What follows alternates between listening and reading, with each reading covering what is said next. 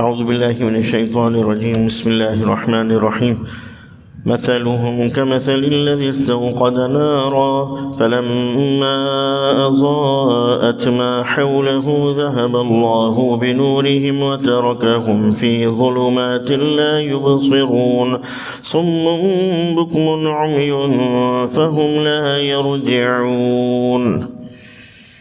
آیت نمبر 17 اور 18، اس کا ترجمہ یہ ہے کہ ان کی مثال اس شخص کی سی ہے جس نے آگ جلائی۔ جب آگ نے اپنے ارد گرد کو روشن کر دیا تو اللہ نے ان کی روشنی سلب کر لی اور ان کو اندھیروں میں چھوڑ دیا کہ انہیں کچھ سجائی نہیں دیتا۔ وہ گونگے، بہرے، اندھے ہیں، سو وہ لوٹنے والے نہیں۔ یہ خالص منافق کی یہ مثال دی ہے اللہ تعالیٰ نے قرآن پاک میں۔ اس آیت کی تشریح میں فرماتے ہیں کہ یہ مضمون گزشتہ آیت کی تائید میں ہے کہ منافقوں نے اپنے دلوں میں کفر پوشیدہ کر کے اس کلمہ حق کو جو ان کی زبان سے نکلا تھا ضائع کر دیا۔ ان کے دلوں میں نفاق پختہ ہو چکا ہے، اب وہ کسی طرح ہدایت کی طرف رجوع کرنے والے نہیں۔ حضرت صلی اللہ علیہ وسلم کے زمانے میں دو قسم کے منافق تھے، ایک وہ جو خالص منافق تھے اور دل سے اسلام کے دشمن تھے، مگر زبان سے مسلمانوں کے ساتھ ہمدردی اور اپنے اسلام کا اظہار کرتے تھے۔ دوسرے وہ جو قطعی طور پر نہ تو اسلام کے حامی تھے اور نہ مخالف، بلکہ یہ لوگ پس و پیش اور تردد میں مبتلا رہتے تھے اور جدھر فائدہ دیکھتے ادھر ہو جاتے۔ قرآن کریم نے یہاں دونوں گروہوں کی حالت کو علیحدہ مثال کے ذریعے بیان کیا ہے۔ ان آیات میں پہلے گروہ یعنی خالص منافق کی مثال بیان کی گئی ہے۔ حضرت صلی اللہ علیہ وسلم نے اللہ تعالیٰ کے حکم سے اسلام کی شمع کو روشن کر کے حق و باطل اور ہدایت و گمراہی کو خوب واضح اور ممتاز کر دیا، اور خلق خدا اسلام کی روشنی سے ہدایت و رہنمائی پانے لگی، مگر منافقوں نے اس کو نظر انداز کر کے گمراہی اختیار کر لی۔ پس منافقوں کا ہدایت کے بدلے گمراہی اختیار کرنا ایسا ہی ہے جیسے ایک شخص اندھیرے میں آگ جلائے جس سے اس کے اطراف کی چیزیں اسے نظر آنے لگیں، پریشانی دور ہو اور فائدے کی کچھ امید بندھے، پھر یکایک آگ بجھ جائے اور ایک دم اندھیرا چھا جائے۔ اب نہ تو اس کی نگاہ کام کرتی ہے کہ وہ اس کی مدد سے خود دیکھ کر راستہ معلوم کر سکے، اور نہ وہ بہرا ہونے کی بنا پر کسی کی بات سن سکتا ہے، اور نہ گونگا ہونے کی وجہ سے کسی سے معلوم کر سکتا ہے۔ ایسی صورت میں اس کا راہ راست پر آنا محال ہے۔ منافقوں نے اپنے طور پر بڑی ہوشیاری کی کہ ایمان ظاہر کر کے کچھ دنیاوی فائدہ اٹھا لیا اور مسلمانوں کی نظروں میں معزز بن گئے، لیکن دل میں کفر گھر کیے رہا، لیکن مرتے ہی ان کی یہ عزت اور دنیاوی فوائد جاتے رہے بے عین ہی، اسی طرح جس طرح آگ بجھتے ہی اس کی روشنی جاتی رہی۔ ذالک بأنہم آمنوا ثم کفروا فتبع علی قلوبہم فہم لا یفقہون۔ یہ اس لیے ہوا کہ یہ لوگ ایمان لائے، پھر کافر ہو گئے، پھر ان کے دلوں پر مہر لگا دی گئی، اب وہ سمجھتے ہی نہیں۔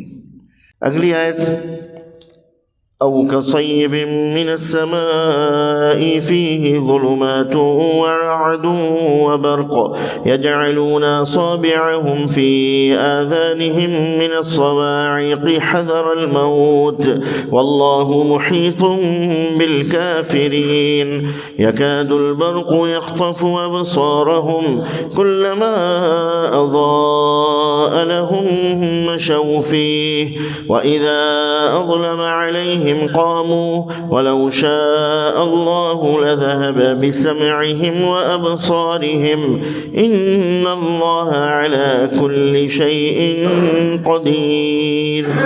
آیت نمبر 19-20۔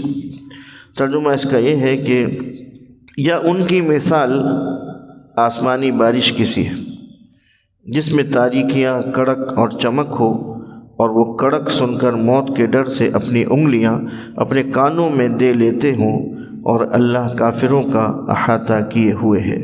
قریب ہے کہ بجلی ان کی بینائی اچک لے، جو ہی بجلی چمکنے سے روشنی ہوتی ہے تو وہ اس میں چلنے لگتے ہیں، اور جب ان پر اندھیرا چھا جاتا ہے تو کھڑے رہ جاتے ہیں۔ اگر اللہ چاہے تو ان کی سماعت اور بینائی سلب کر لے، بلا شبہ اللہ ہر چیز پر قادر ہے۔ اس آیت کا شان نزول یہ ہے کہ ابن جریر نے مرہ سے حضرت ابن مسعود اور دیگر صحابہ کرام رضی اللہ عنہم کے حوالے سے روایت کی کہ مدینے کے 2 منافق حضرت صلی اللہ علیہ وسلم سے بھاگ کر مشرکین مکہ کی طرف چل دیے۔ راستے میں ان کو اس بارش نے آ لیا جس کا ذکر اللہ تعالیٰ نے ان آیت میں فرمایا ہے۔ اس میں شدید گرج اور کڑک اور بجلی تھی، اندھیرا گھپ ہو گیا، اور وہ دونوں منافق حیران و پریشان کھڑے رہ گئے۔ جب گرجنے کی ہولناک آواز ان کے کانوں میں آتی تو اس وقت اس ڈر سے کہ کہیں یہ کانوں میں داخل ہو کر ہلاک نہ کر دے، یہ لوگ اپنے کانوں میں انگلیاں ٹھوس لیتے۔ جب بجلی گونجتی تو جلدی سے اس کی روشنی میں چند قدم چل لیتے اور پھر کھڑے کے کھڑے رہ جاتے۔ آخر حیران و پریشان کہنے لگے کہ کاش جلدی سے صبح ہو اور بادل کھلے تو ہم محمد صلی اللہ علیہ وسلم کی خدمت میں حاضر ہو کر ان کے ہاتھ میں اپنا ہاتھ دے دیں، یعنی بیعت کر لیں۔ پھر جب صبح ہوئی تو وہ دونوں آپ صلی اللہ علیہ وسلم کی خدمت میں حاضر ہو کر ایمان لے آئے، اور پھر وہ اچھے مسلمان ہوئے۔ انہی کے بارے میں یہ آیتیں نازل ہوئیں۔ اس آیت کی تشریح میں فرماتے ہیں کہ اللہ تعالیٰ نے ان دونوں کے واقعے کو مدینے کے منافقوں کے لیے ضرب المثل بنا دیا۔ جس طرح وہ دونوں بادل گرجنے کی آواز سن کر موت کے ڈر سے کانوں میں انگلیاں ٹھوس لیتے تھے، اسی طرح جب منافق رسول اللہ صلی اللہ علیہ وسلم کی مجلس میں آتے تو کانوں میں انگلیاں دیے رہتے کہ کہیں کوئی ایسی آیت نہ سن لیں جو ان کے بارے میں نازل ہوئی ہو، یا کوئی ایسی بات نہ سن لیں جو ان کے قتل کا سبب بن جائے۔ جس طرح یہ دونوں منافق بجلی کی چمک میں چند قدم چل لیتے، اسی طرح جب مدینے کے منافقوں کے پاس مال و دولت کی کثرت ہوتی اور جنگ میں فتح اور مال غنیمت حاصل ہوتا تو وہ یہ کہتے ہوئے کہ محمد صلی اللہ علیہ وسلم کا دین بلا شبہ سچ اور صحیح ہے، اس پر قائم رہتے، اور جب ان کے اموال اور اولاد ہلاک ہو جاتے اور ان پر کوئی مصیبت آتی تو وہ یہ کہتے ہوئے کہ یہ سب محمد صلی اللہ علیہ وسلم کے دین کی وجہ سے ہے، کفر کی طرف لوٹ جاتے، جیسا کہ وہ دونوں منافق بجلی کی چمک ختم ہونے کے بعد حیران اور پریشان کھڑے رہ جاتے۔ اور قرآنی تعلیمات سے آنکھیں بند کرنا بے فائدہ ہے، کیونکہ اگر اللہ تعالیٰ چاہے تو ان کو اندھا اور بہرا کر سکتا ہے۔ وہ اپنے علم و قدرت سے سب کا احاطہ کیے ہوئے ہے، بلا شبہ وہ ہر چیز پر قادر ہے۔ اللہ تعالیٰ کا ارشاد ہے وَمِنَ النَّاسِ مَن يَعْبُدُ اللَّهَ عَلَى حَرْفٍ فَإِنْ أَصَابَهُ خَيْرٌ اطْمَأَنَّ بِهِ وَإِنْ أَصَابَتْهُ فِتْنَةٌ انقلب عَلَى وَجْهِهِ خَسِرَ الدُّنْيَا وَالْآخِرَةَ۔ بعض لوگ ایسے بھی ہوتے ہیں جو کنارے پر ٹھہر کر اللہ تعالیٰ کی عبادت کرتے ہیں، اگر کوئی بھلائی اور نعمت مل گئی تو مطمئن ہو گئے، اور اگر برائی اور مصیبت پہنچی تو اسی وقت پھر گئے۔ ایسے آدمی نے اپنی دنیا اور آخرت دونوں گنوا لی۔ قیامت کے روز کئی قسم کے لوگ ہوں گے۔ خالص مومن جن کا ذکر پہلی 4 آیتوں میں ہوا، خالص کفار جن کا ذکر اس کے بعد کی 2 آیتوں میں ہے، اور منافق جن کی 2 قسمیں ہیں، ایک خالص منافق جن کی مثال آگ کی روشنی سے دی گئی ہے، دوسرے وہ منافق جو تردد میں ہیں، ان کا ایمان کبھی چمک اٹھتا ہے اور کبھی بجھ جاتا ہے۔ ان متردد منافقین کی مثال بارش سے دی گئی ہے، اور یہ پہلی قسم کے منافقوں سے نفاق میں کچھ کم ہے۔ قیامت کے روز بھی منافقوں کا حال ایسا ہی ہوگا، جبکہ لوگوں کو ان کے ایمان کے اندازے کے مطابق نور ملے گا، بعض کو کئی میل تک کا، بعض کو اس سے بھی زیادہ، اور بعض کو اس سے کم، یہاں تک کہ کسی کو اتنا نور ملے گا کہ کبھی روشن ہوا اور کبھی بجھ گیا۔ کچھ لوگ ایسے بھی ہوں گے جو ذرا دور چلیں گے، پھر ٹھہر جائیں گے، پھر ذرا دور کا نور ملے گا، اور بعض وہ بد نصیب ہوں گے کہ ان کا نور بالکل بجھ جائے گا۔ یہ پورے منافق ہوں گے جن کے بارے میں اللہ تعالیٰ کا فرمان ہے، یوم یقول المنافقون والمنافقات للذین آمنوا انظرونا نقتبس من نورکم قیل ارجعوا وراءکم فالتمسوا نورا۔ اس دن منافق مرد اور عورتیں ایمان والوں کو پکار کر کہیں گے کہ ذرا ٹھہر جاؤ، ہمیں بھی آ لینے دو تاکہ ہم بھی تمہارے نور سے روشنی حاصل کر لیں۔ ان سے کہا جائے گا کہ تم اپنے پیچھے کی طرف لوٹ جاؤ، بس کوئی اور نور تلاش کر لو۔ مومنوں کے بارے میں اللہ تعالیٰ کا ارشاد ہے، یوم تری المؤمنین والمؤمنات یسعی نورهم بین ایدیہم وبایمانہم بشراکم اليوم جنات تجری من تحتها الانہار خالدین فیہا۔ اس دن، قیامت کے دن، تو دیکھے گا کہ مومن مردوں اور مومن عورتوں کا نور ان کے آگے اور ان کے داہنی طرف دوڑتا چلا آتا ہوگا، یعنی ان سے کہا جائے گا تمہارے لیے آج کے دن ایسے باغوں کی خوشخبری ہے جن کے نیچے نہریں بہہ رہی ہیں، اور وہ وہاں ہمیشہ رہیں گے۔ دوسری جگہ ارشاد ہے، یوم لا یجزی اللہ النبی والذین آمنوا معه نورهم یسعی بین ایدیہم وبایمانہم یقولون ربنا اتمم لنا نورنا واغفر لنا انک علی کل شیء قدیر۔